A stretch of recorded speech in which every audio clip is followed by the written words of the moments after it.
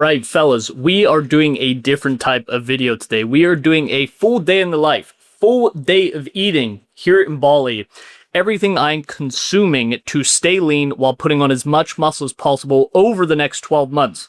I recently just finished a reverse diet, went from eating around 2,400 calories at the end of my diet to now eating every single day 3,420 calories. Actually, only on training days. On rest days, it's 3,100. So I'm going to show you guys the macros I'm consuming, how I am getting those macros in, and what it actually looks like out here in Bali. I'll also take you guys to the gym. We're going to be doing a push session, which is going to be ferocious, sensational, tremendous, perhaps even succulent. Anyways, let's take you through meal one, because right now it is currently 10 a.m. and I am ravenous. One of the most important things when you are bulking, especially, and trying to put on muscle, is that you stay hungry. You eat only to your needs and not your appetite. If I ate to my appetite, I would be 455 pounds soft. Anyways, let's get this first meal in. This is the same meal that I have every single morning. It is absolutely tremendous. I've been having it for years. So let's get that in. Then we got to go do some steps outside. All right, we got some culinary expertise going down here. So typically what I would do is I would flip the yolk onto the bread so the yolk seeps into the actual sourdough. However, since, you know, we're getting marked on our presentation skills here. Do you see those jitters the guy's got? Jesus Christ. Since we're getting marked on our presentation skill today, I'm not going to do that so it looks, you know, all cute. But listen, I'm going to be completely honest with you. I'm not here to make my food look the prettiest. I'm not going to garnish it. I'm not going to chop up different colored fruits and put it on the side. Listen, if you're doing that with your breakfast, that's a little bit fruity. Frankly, as a man, that's for the sweet angels to do, okay? So that's just my opinion, but all that ain't worth it. I'm here to eat for sustenance and fuel, strictly. All right, be honest, what do you think of my egg slop meal? We have 2 eggs, 3 egg whites, 150 grams of sourdough, 10 grams of honey. I'm also going to be consuming a little bit of blueberries. However, I'm waiting for a delivery, so I can't eat them right now. That's meal one. I eat the same thing every single day. Rest days, I have slightly more eggs because I'm doing higher in fats. This is going to be around 75 grams of carbs, 30 grams of protein, 10 grams of fat. All right, fellas, we're just getting our steps in. After every single meal, I tried to at least get a 5-minute walk. Just going to promote digestion, especially when you're eating a lot more food. Going to help you actually pass it through, and then you can be ready to eat the next meal. Ideally, when you start this journey of trying to get in shape, whether you're trying to lean bulk, whether you're trying to diet, you have to accept that you are literally just going to be hungry all the time. There's going to be varying degrees. When you're dieting, you're going to be a lot hungrier, but even when you're bulking, you should be hungry. It is a good sign. If you're ever complaining about your hunger, just remember you literally chose it and you need to be.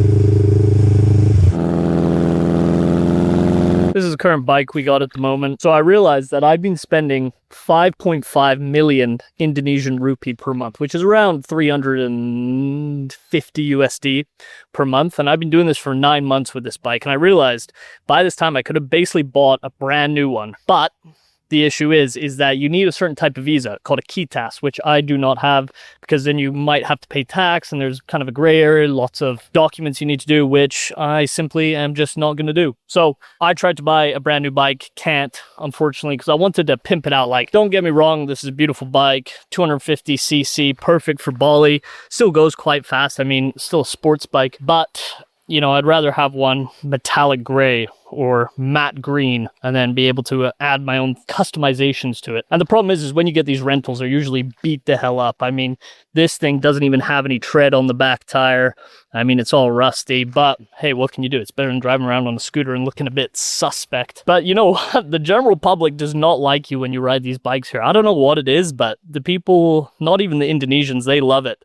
But the foreigners that come here, they think very negatively of you if you have a sports bike. Maybe they're just jealous. Let's just pretend that's it. Anyways, we're out here in one of the rice fields just by my place. It's about a 2-minute drive. Just going to get some steps. Hopefully this should get me to roughly around 7,000, 8,000, and I'll get the rest just from going about my day. So we're going to get these steps in, then we're going to go have lunch, and then we're going to go train, which I'm excited for because the last week or so, I changed my split because I was working out Monday, Tuesday, Thursday, Friday, and I had weekends off. But the problem is all my work, or the majority of my calls for my work, are during the week. So it'd be very difficult for me to film a video like this. So I decided, you know what? I'll take a couple of extra rest days. I'll slowly turn my split into Saturday, Sunday, Tuesday, Thursday, so I can make content like this. Here we are. It's the weekend and I'm gonna train. I can't fucking wait. We are doing meal 2 now. This is our pre-workout meal.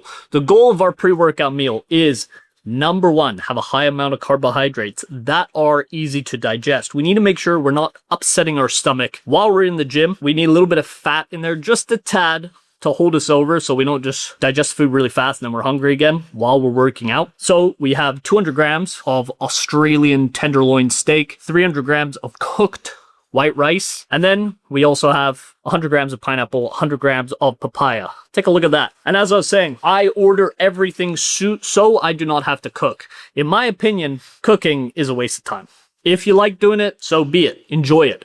But if you are making more than $30 an hour, I don't see why you would cook your food. I've done the calculations, and even in places like North America where it's a little bit more expensive to even get meal prep companies, it's going to cost you roughly around $3 to $4 more per meal if you do a meal prep company rather than ordering it or buying it from the grocery store and cooking it yourself. But the time is the biggest issue. Meal prepping does take time, I'm not gonna lie. And if I didn't have access to this, I would still meal prep. But if I have the option, I'm 100% gonna save my hours and have it delivered directly to me. We're gonna get this meal in. We are going to go train. As I said earlier, we got a push session. Very excited to show you guys the workout, and we're going to do a voiceover and run you through where we're currently at. I'll give you a little update, actually. Current body weight right now is 83.8 kilograms, roughly 185 pounds. We lost a little bit of muscle over the last 10 months or so. Wasn't sleeping very much, was working crazy long hours, extreme stimulant usage, high amounts of caffeine, perhaps the odd modafinil here and there. So we're really dialing in, building back muscle, and also going to push our physique to the next level. I know I'm always making videos about why lean is law. However, I'm going to be staying lean during this process, and I'll show you guys throughout some full day of eatings, day in the lives, gym sessions, how we're actually going to do that. But the goal is roughly to get up to 92 kg, probably peak bulk weight, and then we'll probably come back down to 87, 86 shredded by the end of the entire process. Anyways, I'm gonna eat this and I'll see you guys at the gym.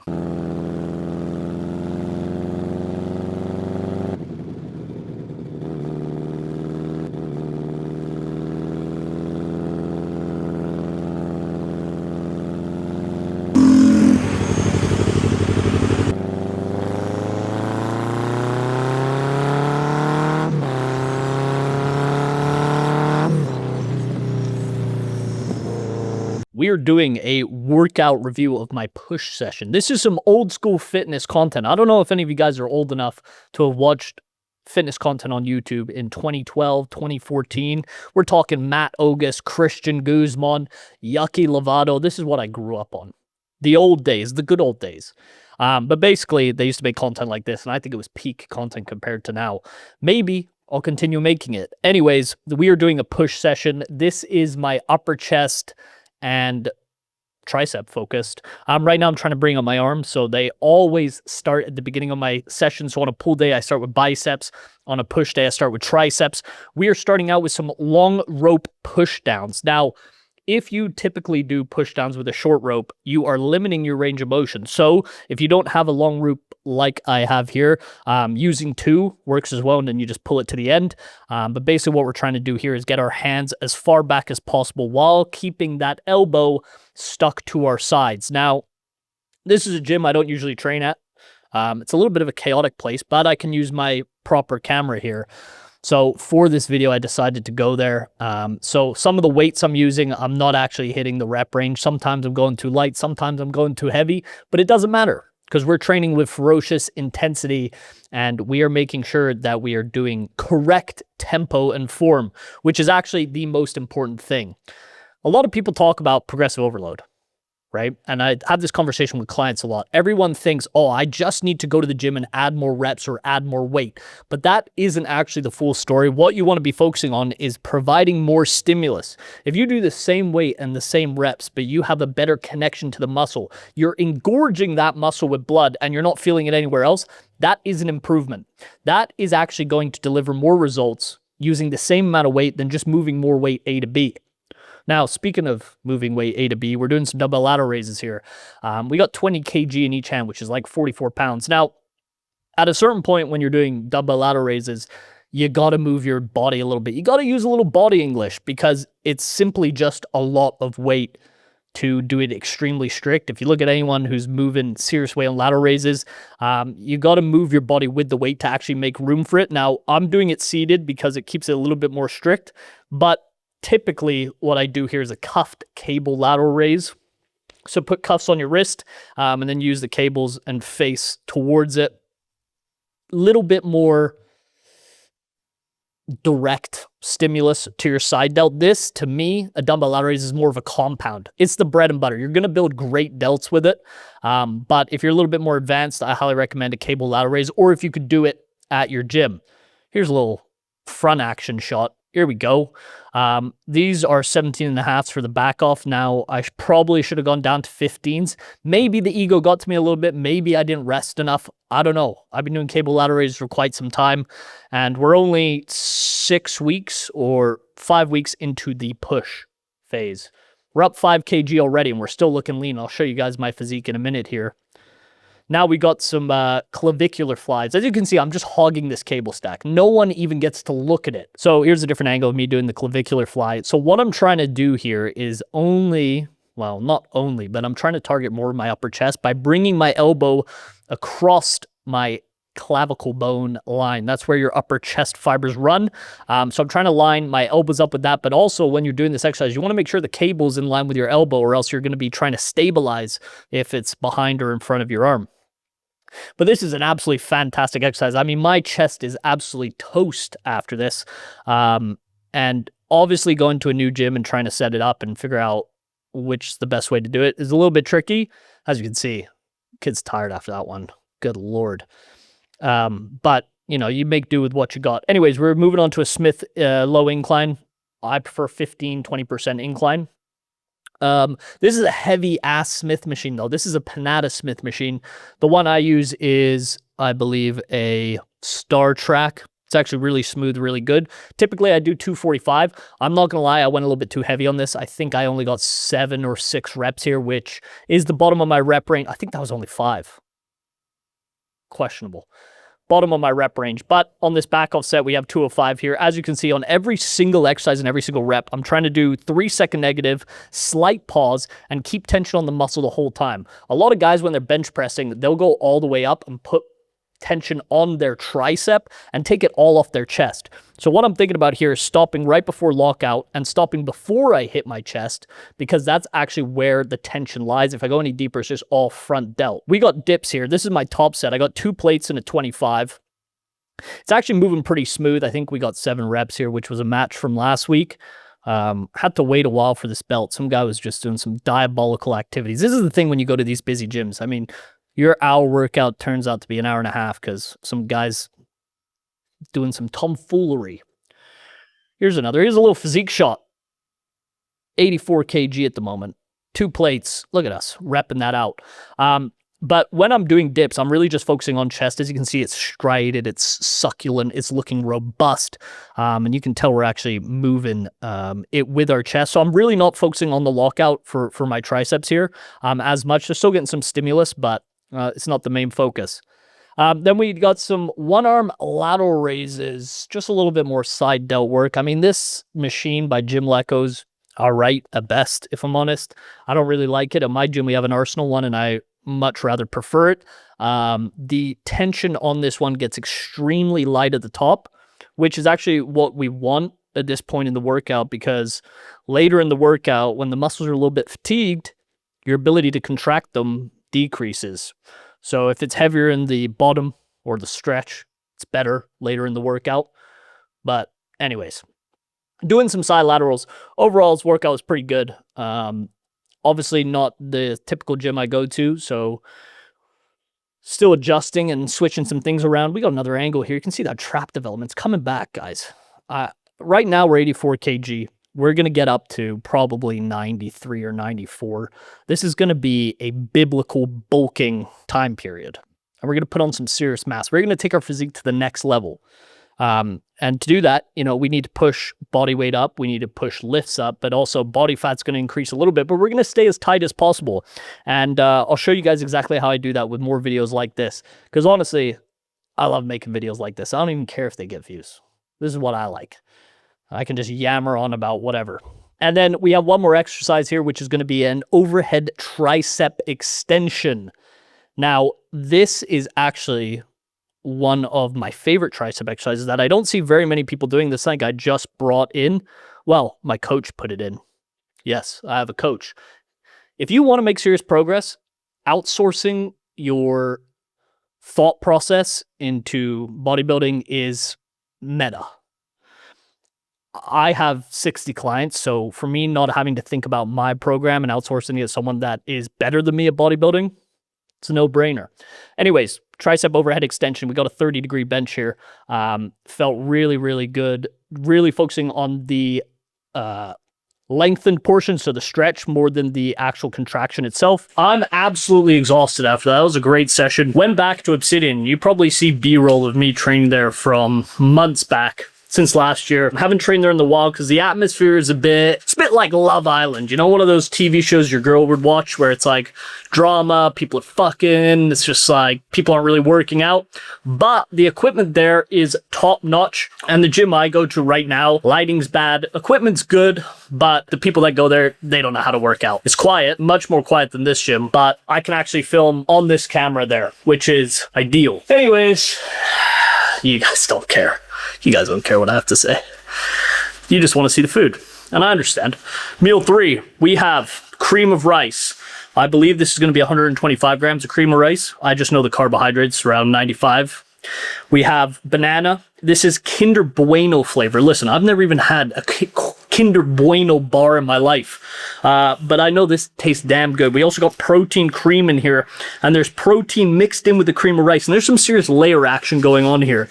Let's take a look at that. I mean, fellas, come on now.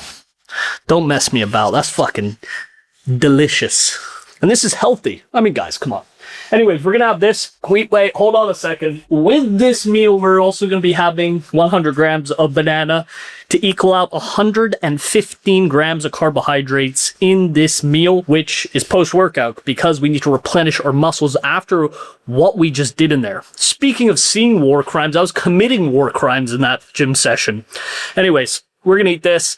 Then we got 2 more meals. We're going to get some work done. And then we might go out tonight, see a couple of the fellas. We have 200 grams of chicken breast, 300 grams of cooked white rice, perhaps jasmine. And then we have the rest of that fruit from earlier, 100 grams of pineapple, 100 grams of papaya. Some of you may be wondering, Andrew, why are you pushing your calories up so high? How are you eating so much food and staying relatively lean? Well, the reason why I can stay relatively lean eating this much is because over time you can build up your metabolism by doing committed lean bulks. A lot of guys go into a bulk or a gaining phase with the mindset of, oh, now I'm eating a caloric surplus. I can just eat whatever I want. I don't have to do cardio and I can just eat till my heart's content. That is incorrect. You have to actually do the exact opposite. The truth is your diet is year-round. It's all the time. Whether you are lean bulking, whether you are dieting, you honestly have to be eating on plan what's healthy, what's actually going to produce results 95% of the time if you want to see drastic changes year over year and actually build your metabolism up. So that's number 1. You need to make sure like this is just how you exist now, from now on, when you actually want to get a good physique. But if you do this continuously over multiple lean bulks and you slowly taper your calories up and allow your metabolism to adapt, that's how you can diet eating 2,500 calories at the very end, being single digit body fat. Some guys are even doing 3,000 calories. It's just all about looking at the long-term vision rather than always just being like, how do I get results as fast as possible? because there's no way to shortcut it. So I got some calls to do. I got to consume these calories, and then we have one more meal. And this is a very exciting one, and I cannot wait for it. Anyways, let's get on these calls. Let's get this food in us, and let's do it.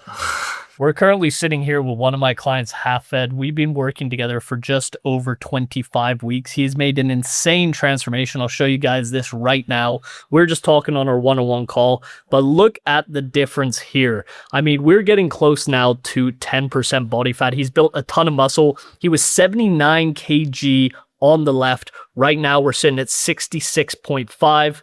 Obviously, he looks a whole lot better. He looks like a complete Chad now. What do you have to say for yourself? I'm really proud of myself. Damn. And I really thank you for helping me to do this. Honestly, it's been an amazing journey. What do you think is the biggest difference other than your physique? Confidence. Definitely, I feel much more confident. Yeah, you've completely changed even from me speaking. Yeah, I mean, I go into the pool now, go to the beach. I even walk with my shorts. I don't have to hide myself and tuck in and like. So really, it's a very different persona, I would say. Yeah. 100%.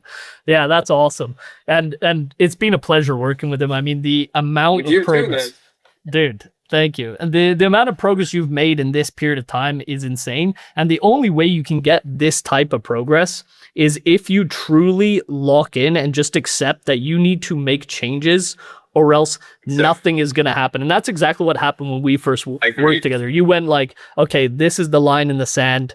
I'm just not this person anymore. I'm leaving behind that identity and I'm changing who I am. That is the most important thing. If you sit in the middle, 1 foot in, 1 foot out, not quite going all in, nothing happens. So that's just a little insight into what it looks like inside Elite Action. We get guys crazy progress in Half Fed. We're going to link up in Dubai. We're going to get a session in as well in September.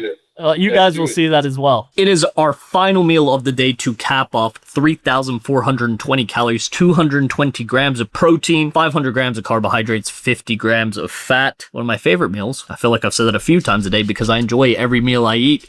We have an oatmeal bowl with protein. This is Twix flavored. Again, I don't think I've ever had a Twix bar in my life, but we got some good layers in there to check that out. Tell me you wouldn't want to eat that every single night. We also have two medjool dates to cap off the carbohydrates and make sure we hit 500. If you guys like this type of video, full day of eating, me getting out about gallivanting, walking through my training footage, let me know down below. Calories are going to keep increasing over this next 12-month period, and we're going to get absolutely huge. We're already up 5 kilograms, and we're still looking pretty lean, and we're going to stay that way. So if you guys liked it, let me know, and I'll see you guys in the next video.